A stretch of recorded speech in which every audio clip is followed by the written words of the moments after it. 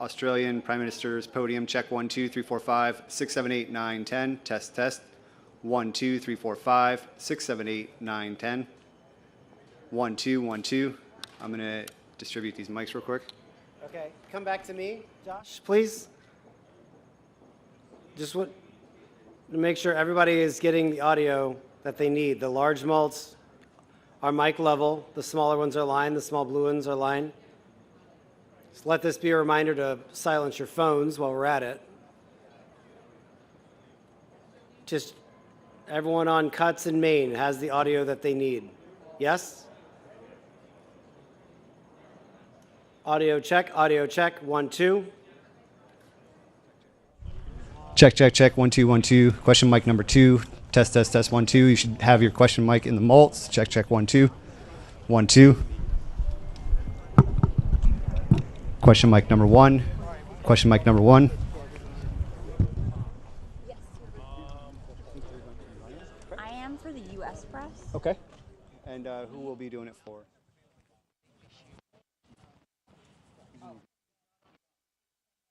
Press, and then is this the Korean mic? Yes. Okay, great. Yep.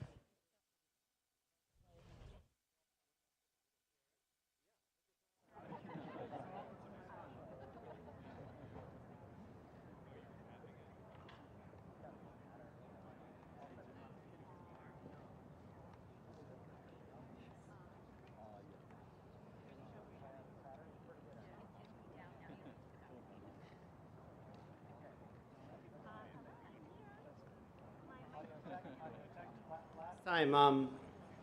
Yes. Good. Audio check. One last time. Everyone's getting the audio they need, want. Okay. And then I'll switch over to the Prime Minister's podium. Same thing here. Audio check. 1, 2. Audio check. Audio check. You have this as well. Yes? Main and cuts. Okay.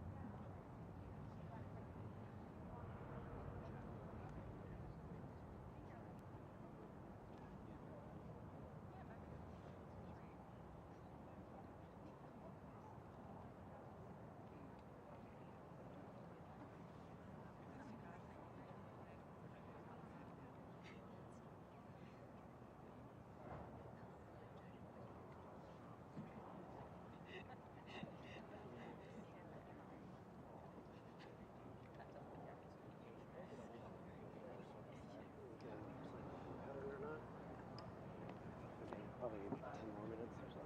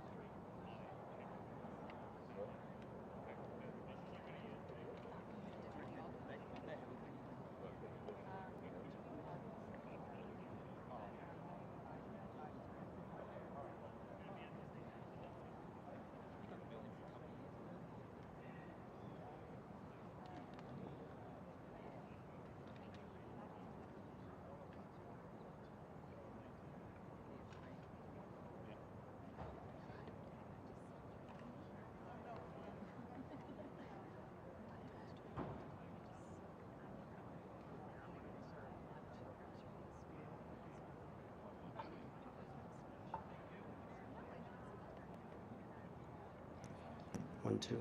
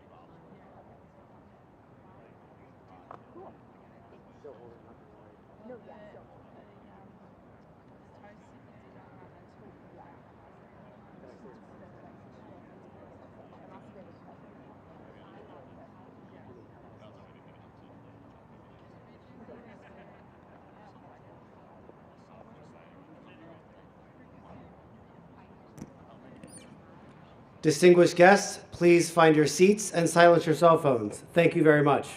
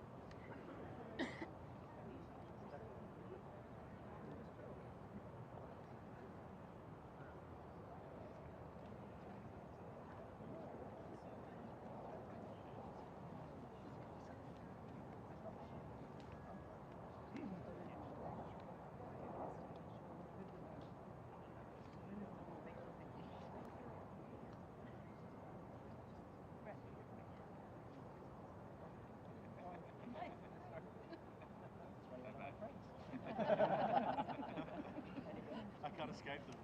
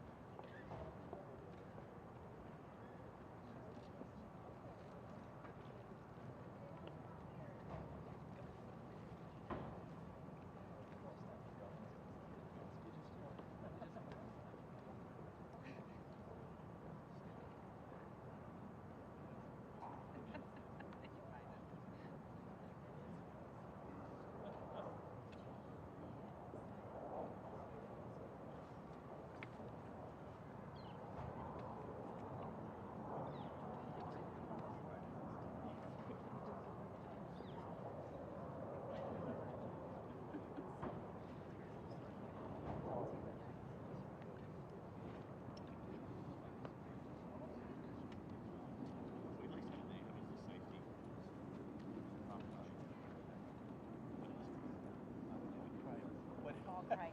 Sorry, sir. We need one more. There had to be somebody that was missing. We knew that.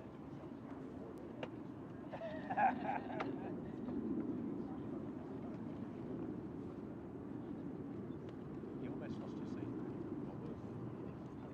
Into the restaurant.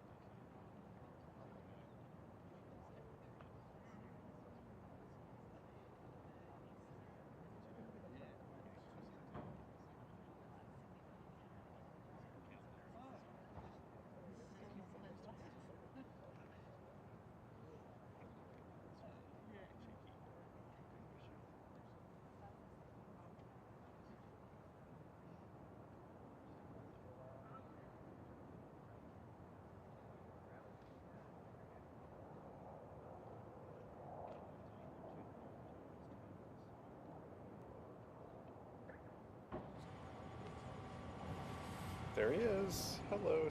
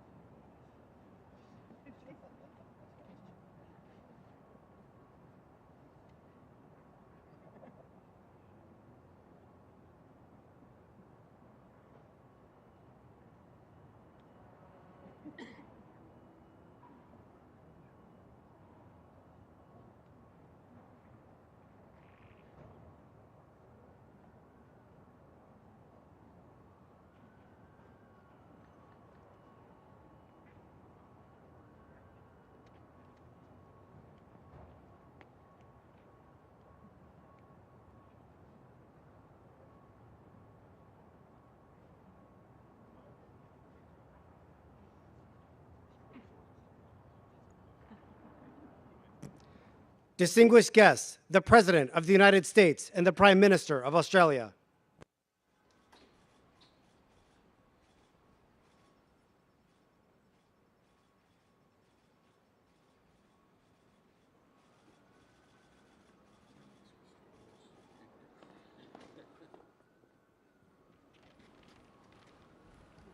Over there, don't need these.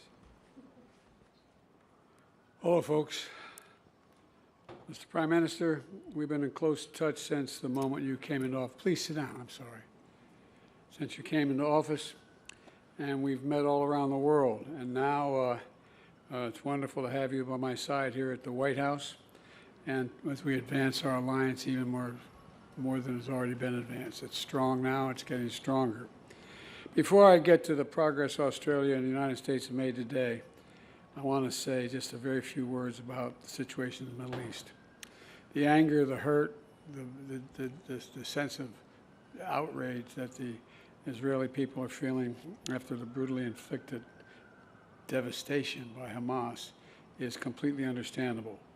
Israel has the right, and I would add a responsibility, to respond to the slaughter of their people. And we will ensure Israel has what it needs to defend itself against these terrorists. That's a guarantee. We also have to remember that Hamas does not represent, let me say it again, Hamas does not represent the vast majority of the Palestinian people on the Gaza Strip or anywhere else. Hamas is hiding behind Palestinian civilians, and is despicable and, not surprisingly, cowardly as well. This also puts an added burden on Israel while they go after Hamas. But that does not lessen the need to operate in line with the laws of war. For Israel has to do everything in its power. Israel has to do everything in its power. As difficult it is to protect innocent civilians, and it's difficult. I want to thank the Israelis and the Palestinian, and President Sisi of Egypt for working with the United States to make sure that food, water, and medical supplies are getting through to innocent people in Gaza. The flow needs to increase, and we're working very hard with our partners to make that happen. We're also working around the clock together with our partners in the region to secure the release of hostages, and including American citizens left behind and held by Hamas, and the safe passage of foreign nationals out of Gaza, not just Americans, but Australians and a whole range of people who are trapped in Gaza. I also want to take a moment to look ahead toward the future that we seek. Israelis and Palestinians equally deserve to live side by side in safety, dignity, and peace. There's no going back to the status quo as it stood on October the 6th. That means ensuring Hamas can no longer terrorize Israel and use Palestinian civilians as human shields. It also means that when this crisis is over, there has to be a vision of what comes next, and in our view, it has to be a two-state solution. It means a concentrated effort from all the parties, Israelis, Palestinians, regional partners, global leaders, to put us on a path toward peace. In the past few weeks, I've spoken to leaders throughout the region, including King Abdullah of Jordan, President Sisi of Egypt, President Abbas of the Palestinian Authority, and just yesterday with the Crown Prince of Saudi Arabia, about making sure there's real hope in the region for a better future, about the need, and I mean this sincerely, about the need to work toward a greater integration for Israel, while insisting that the aspirations of the Palestinian people will be part of that future as well. I'm convinced one of the reasons Hamas attacked when they did, and I have no proof of this, as my instinct tells me, is because of the progress we were making towards regional integration for Israel and regional integration overall. And we can't leave that work behind. And one more word on this. I continue to be alarmed about extremist settlers attacking Palestinians in the West Bank, that pouring gasoline on fire is what it's like. This was a deal. The deal was made, and they're attacking Palestinians in places that they're entitled to be. And it has to stop. They have to be held accountable, and it has to stop now. Mr. Prime Minister, I want to thank you for your partnership and your friendship, quite frankly, during this difficult hour. Over the past few weeks and for many months before, we've seen each other, and we've seen our alliance grow more critical than ever. And we need to continue to make this important progress. In our discussions today, we've done just that. First, we're pioneering new advancements and innovations, deepening our cooperation in fields like biotechnology, advanced batteries, quantum computing, cybersecurity, and a lot more. We're also signing a new technology safeguards agreement to create more opportunities for American space companies to launch vehicles from Australia. And we've launched a new artificial intelligence initiative between our national laboratories to drive revolutionary and responsible research on humanity's biggest challenges: fighting hunger, curbing pandemics, predicting natural disasters, and ending cancer, as we know. As a matter of fact, both of our wives are over at the Cancer Institute right now, and so much more. Second, we're accelerating action on climate change. I thought we had a very good meeting this morning and with Secretary Kerry and your team, and we're all together on that. In May, we established the Climate Critical Minerals and Clean Energy Compact to elevate our climate cooperation alongside our defense and economic cooperation. And we're already beginning to see the impacts. We've created a Critical Minerals Task Force to build secure critical mineral supply chains. We're also investing in sustainable infrastructure in the Pacific Islands, including $65 million for a subsea communication cable to boost connectivity in the region, and we're modernizing funding for small and medium-sized businesses across the Indo-Pacific to help the transition to clean energy. And finally, the alliance between Australia and the United States is an anchor, and I believe this from every fiber in my being, an anchor to peace and prosperity in the Indo-Pacific and, quite frankly, around the world. We see this through our work with the Quad partners, India and Japan, to ensure the Indo-Pacific remains free, open, prosperous, and secure. I also see it through AUKUS, where, together with the United Kingdom, we're making generational investments in our shared security. Last week, I sent Congress a budget request with commitments to boost our submarine production and maintenance capacity here in the United States. And I want to thank you, Mr. Prime Minister, for the historic investments Australia has made to strengthen the submarine industry base as well. Democrats and Republicans alike understand the strategic value AUKUS brings to our nations, and I urge Congress to pass our AUKUS legislation this year. We also see the strength of our alliance and our unwavering support for Ukraine, both countries, as it defends its sovereignty against Putin's brutality and aggression. Australia is a critical partner, together with the United States and 50 other nations. 50 other nations we've been able to put together, all doing our part to support Ukraine. And I want to thank you, Mr. Prime Minister, for the new package of military aid you recently announced, it's for Ukraine. Look, Australia and the United States also share, in my view, a commitment to upholding international rules of the road, including freedom of navigation. Just this past week, the PRC vessels acted dangerously and unlawfully as our Philippine friends conducted a routine resupply mission within their own exclusive economic zone in the South China Sea. I want to be clear. I want to be very clear. The United States defense commitment to the Philippines is ironclad. The United States defense agreement with the Philippines is ironclad. Any attack on the Filipino aircraft vessels or armed forces will invoke our mutual defense treaty with the Philippines. And Mr. Prime Minister, today we renewed our commitment to defend the values that are at the heart of this alliance. And we continue to stand as one to forge a better future for both of us and all the region. So I want to thank you again for being here. Thank you for your partnership and your leadership in this critical moment. And I'd like to now turn it over to you. Well, thank you very much, Mr. President. Australia and the United States have stood together for more than a century, and it is indeed a great honour for me to stand alongside my friend President Biden here today. At the heart of our alliance are the enduring values that our people hold in common: a faith in freedom and democracy, a belief in opportunity, a determination to build a more prosperous and more peaceful world. Those values are timeless, and they have never mattered more than right now. That's why the relationship between Australia and the United States has never been more important. And of course, it has never been stronger than it is right now.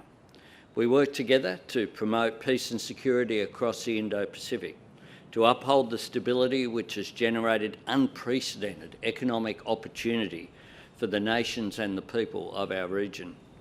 For Australia, this is about investing in our capability and investing in our relationships. Today, President Biden and I discussed the progress being made on Australia's acquisition of nuclear-powered, conventionally armed submarines, which we announced with Prime Minister Rishi Sunak in March in San Diego. We are conscious that this is only the second time in history that the United States has shared this technology. And this fact speaks to the deep trust of our alliance and the significance of the challenge that we face together. Australia appreciates the administration's efforts to operationalise AUKUS and work with Congress to pass the legislation needed to realise our AUKUS ambitions. And I certainly appreciate once again, Mr. President, your call for this legislation to be passed this year. AUKUS will drive innovation and cooperation to provide the United States, Australia and the United Kingdom with improved capability to help secure peace and stability in the Indo-Pacific. Our cooperation is already unlocking transformative opportunities for jobs and skills and research, from Virginia to South Australia to Western Australia.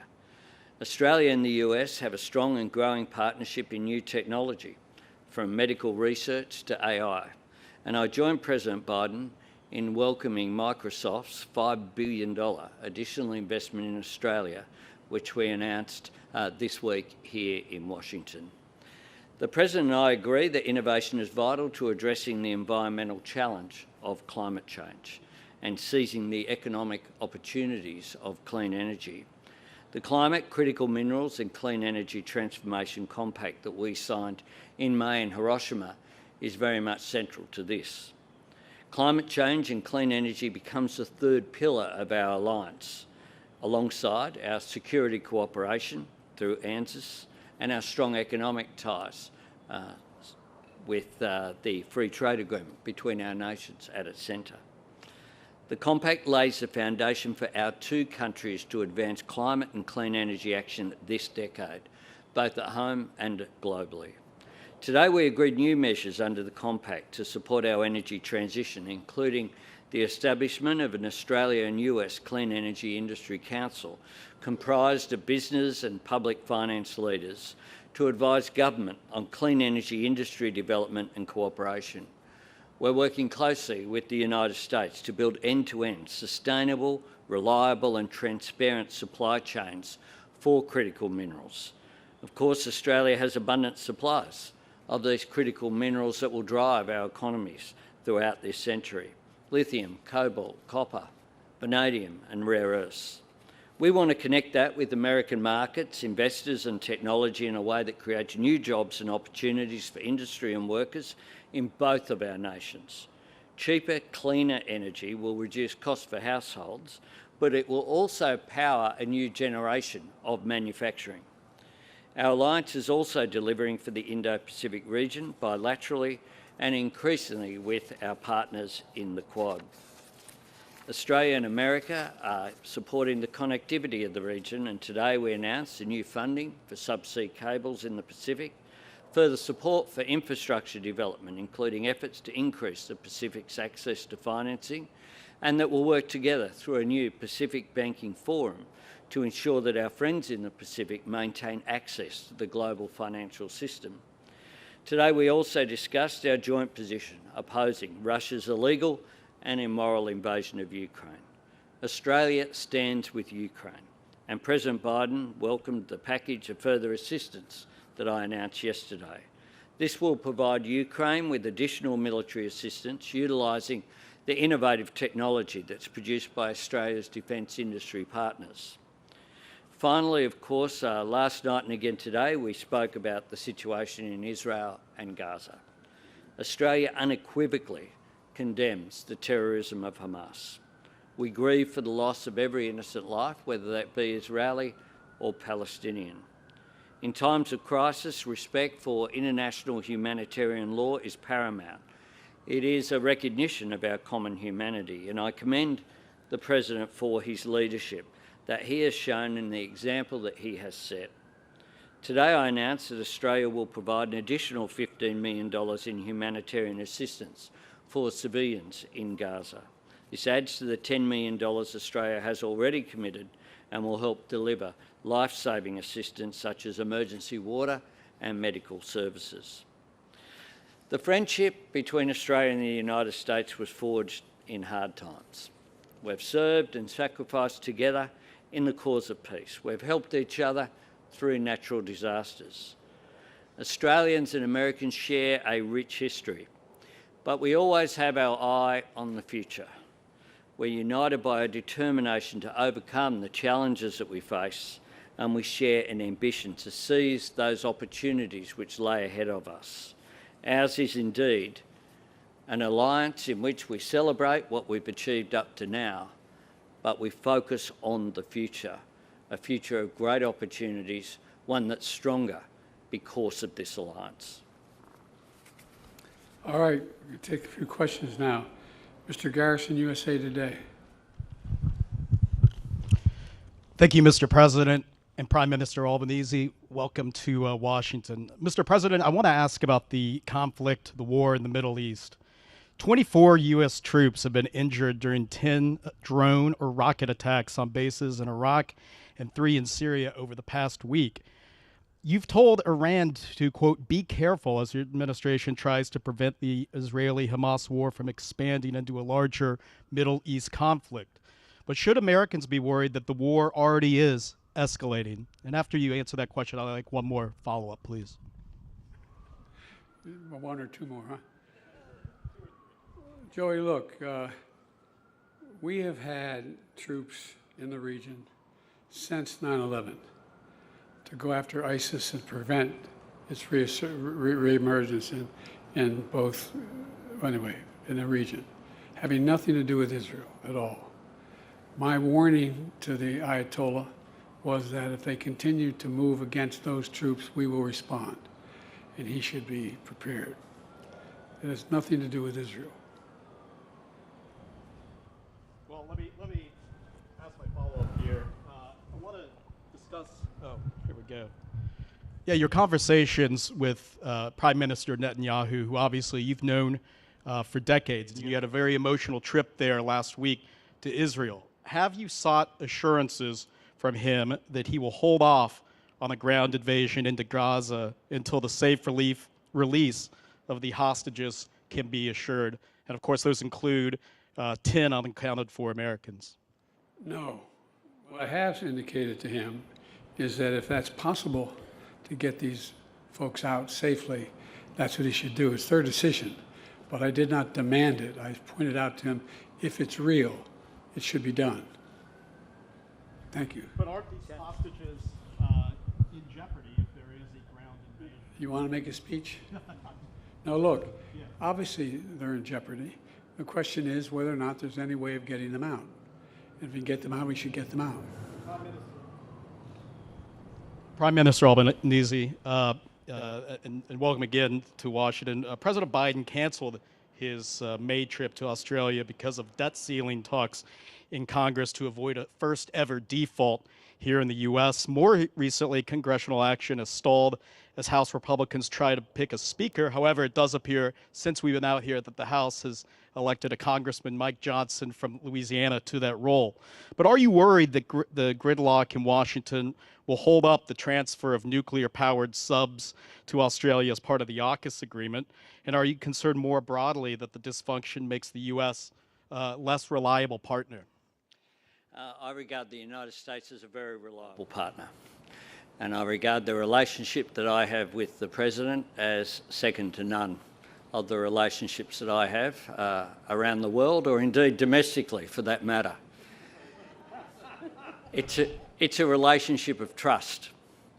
And I think this visit symbolises that. This is the 9th visit that I've had with President Biden. I got to meet President Biden when he was Vice President Biden just next door here some years ago.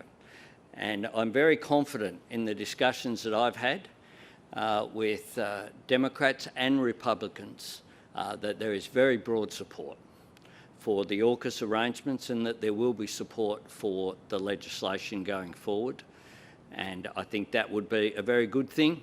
It is in the interests of Australia, but it's also in the interests of the United States. And everyone that I have spoken to, similarly in the United Kingdom, across the political spectrum, are all supportive of the AUKUS arrangements. We in Australia have managed to get it so we get one question each. So, yeah, good try. But Channel 10 Australia. Get him, Jojo. President Biden, just staying with AUKUS. AUKUS is in many ways your creation. It's Australia's largest ever defence deal, and Prime Minister Anthony Albanese has gone all in. Can you give a personal guarantee that you can get all the necessary legislation through Congress and lock in this deal, essentially future-proofing it, before the end of this presidential term? Do you know anyone in elective office can give a personal guarantee that happens? Well, we'd like you to try.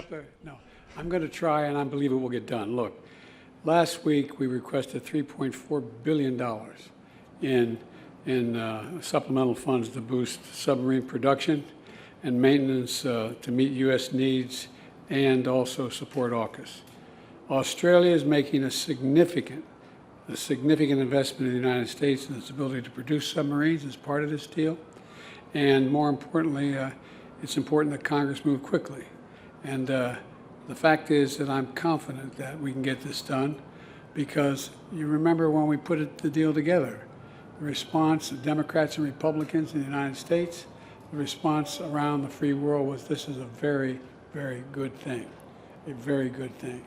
So the question is not if, but when.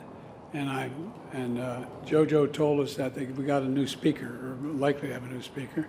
I hope that's true, because we have to get moving. We have to get moving, and so I'm confident that we are going to be able to get the money for AUKUS because it's overwhelmingly in our interest. When I was asked, when we put together the deal, I was asked by Xi Jinping, were we just trying to surround China? I said, no, we're not surrounding China. We're just making sure that the sea lanes remain open. He doesn't unilaterally be able to change the rules of the road in terms of what constitutes international airspace and water space, et cetera. And so that's what this is all about. It's about making sure we have a close, and it's in addition to the fact that we put together the Quad, which they didn't like. The Quad is a very important piece as well. It's about maintaining stability in the Taiwan Straits, the Indian Ocean, that whole area. And I think it's going to increase the prospects for long-term peace rather than anything else.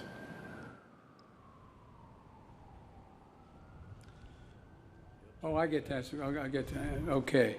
PBS, Ms. Lopez. Mr. President, thank you. If I may, I have a breaking news question and then an Israel one. First, after 22 days, House Republicans just elected Mike Johnson of Louisiana as the Speaker of the House. Johnson advocated conspiracy theories about voting machines and a rigged election in 2020. He encouraged his colleagues to join a lawsuit to invalidate the results of 4 states. So if you win re-election in 2024, are you worried that a Speaker Johnson would again attempt to overturn the election? No. Why not? Because he can't, look, just like I was not worried that the last guy would be able to overturn the election. They had about 60 lawsuits and all the way to the Supreme Court, and every time they lost. I understand the Constitution. And if I may very quickly, in the 18 days since Hamas killed 1,400 Israelis, the Hamas-controlled Gaza Health Ministry says Israeli forces have killed over 6,000 Palestinians, including 2,700 children. You've previously asked Netanyahu to minimize civilian casualties. Do these numbers say to you that he is ignoring that message? What they say to me is I have no notion that the Palestinians are telling the truth about how many people are killed. I'm sure innocents have been killed, and it's the price of waging a war. I think we should be incredibly careful. I think not we, the Israelis should be incredibly careful to be sure that they're focusing on going after the folks that are propagating this war against Israel. And it's against their interest when that doesn't happen.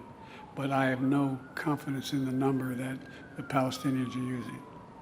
Thank you, Mr. President. Prime Minister Albanese, you're traveling to China early next month. President Biden has said China should expect, quote, extreme competition from the United States. Do you support extreme competition with China, and what does that look like for you? Well, we have strategic competition in our region.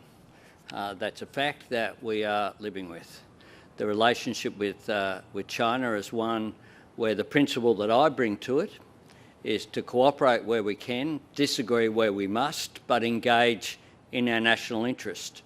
It is in Australia's interests as well as China, but I believe in the global interest for us to have a relationship where there is dialogue.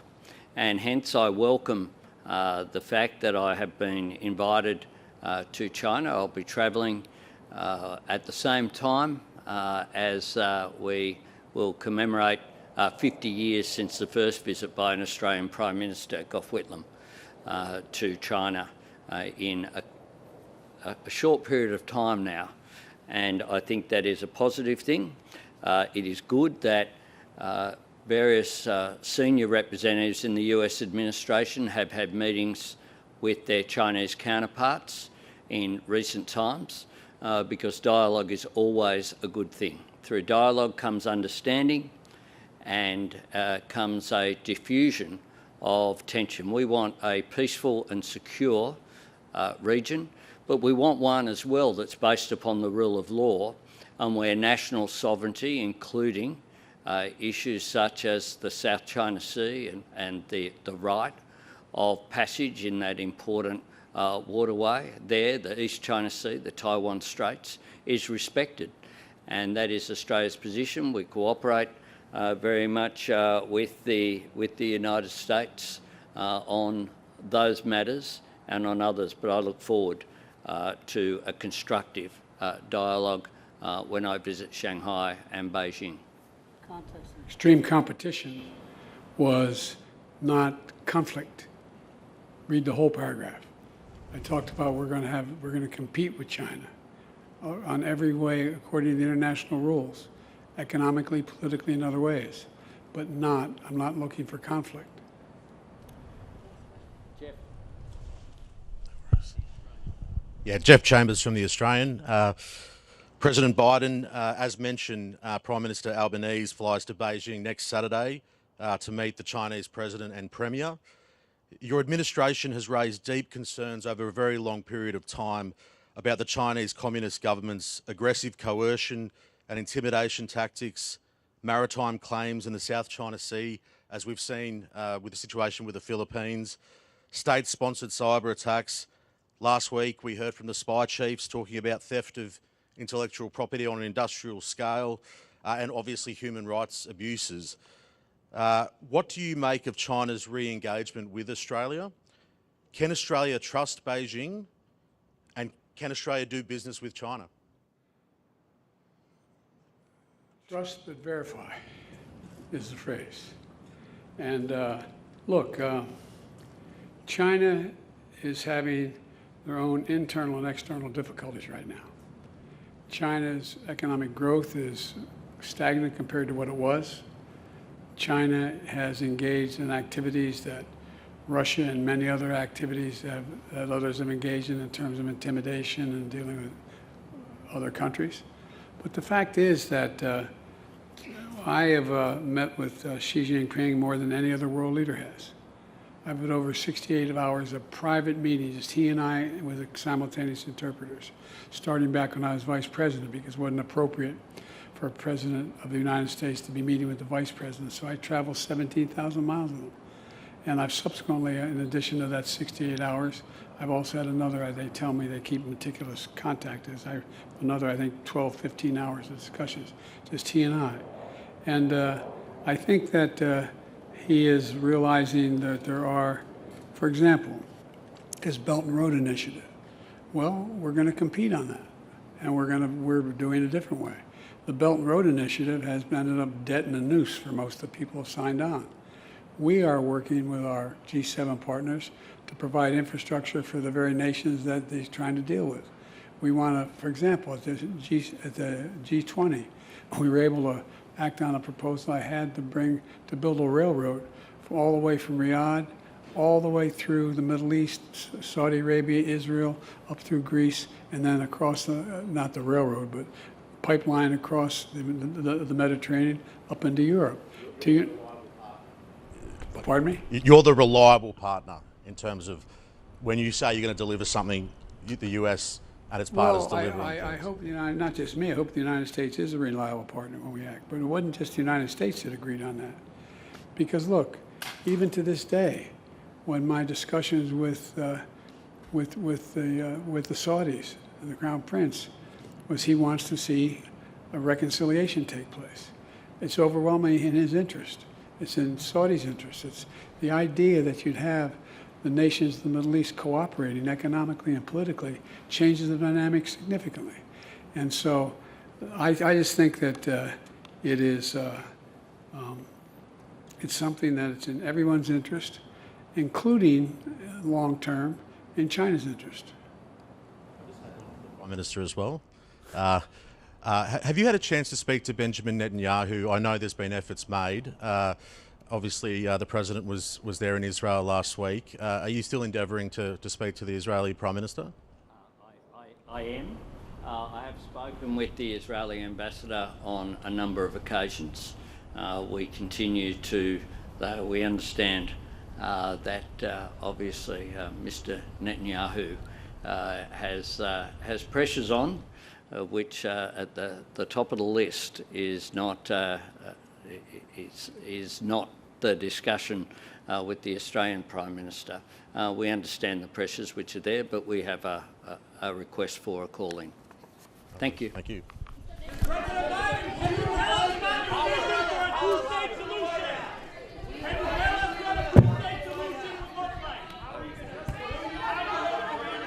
Thank you, everybody. The press conference has now concluded. Thank you, everyone. New speaker.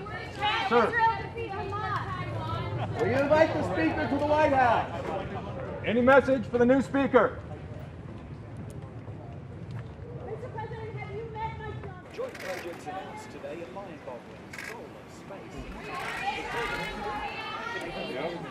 Concerned with the war in the Middle East? Just go out for ice cream.